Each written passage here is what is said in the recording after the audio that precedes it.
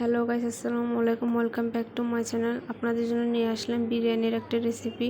গরুর মাংস, পেঁয়াজ দিয়ে দিলাম আমি পরিমাণ মতন, বেশি করে পেঁয়াজ দিয়ে দিলাম। প্রথমে আমি এই পেঁয়াজের সাথে হলুদ পরিমাণ মতন 2-3 চামচ করে হলুদ আর ধনিয়া গুঁড়া এগুলো পরিমাণ মতন আমি দিয়ে দিলাম।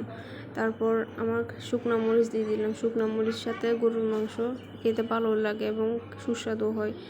আর রসুন বাটা, ভাজা মশলা, আদা বাটা সব আমি দিয়ে দিলাম। দিয়ে দেওয়ার পরে একটু জিরে গুঁড়ো দিয়ে দিলাম। জিরে গুঁড়োর সাথে আমি এগুলো ভালো করে মিক্স করে নিব। এখন এটা দেওয়ার পরে আমি পরিমাণ মতো লবণ দিয়ে দিলাম। এই যে দেখতে পাচ্ছেন আমার মিশ্রণটা রেডি। এটা আমি এখন ভালো করে পরিমাণ মতো লবণ দেওয়ার পর আমি এটা ভালো করে মিক্স করে নিব। এই যে কাঁচা তেল দিয়ে দিলাম। কাঁচা তেল দেওয়া এখন আমার পুরো কাজটা শেষ। এখন ভালো করে মিক্স করে নিয়ে আমি এটা রাইস কুকারে দিয়ে দেব।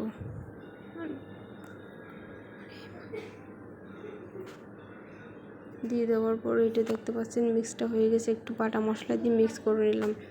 এখন দিয়ে দেওয়ার পর একটু পেঁয়াজ দিয়ে গরম তেলে 2টা তেজপাতা দিয়ে পেঁয়াজগুলো দিয়ে দিলাম আর গাজর কুচিগুলো দিয়ে দিলাম। দিয়ে দেওয়ার পর এখন আমার মশলাটা ভালো করে কষিয়ে নিলে এখন চালগুলো আমি দিয়ে দিতে পারবো। চালগুলো দিয়ে আমি এটা ভালো করে মিক্স করে নিব।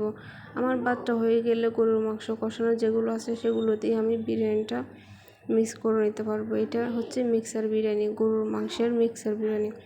আর এখন মশলাগুলো দিয়ে দিব। গরুর মাংসগুলো দিয়ে দেওয়ার পর ভালো করে নেড়ে নিলে আমার বিরিয়ানিটা রেডি হয়েছে। দেখতে পাচ্ছেন আমার বিরিয়ানিটা রেডি হয়ে গেছে। বিরিয়ানিটা রেডি হওয়ার পর যে আপনাদের কেমন লেগেছে, ভালো লাগলে লাইক এন্ড কমেন্টে জানাবেন। ভালো লাগলে সাবস্ক্রাইব করবেন যাতে পরবর্তী ভিডিওগুলো আপনারা খুব সহজে পান।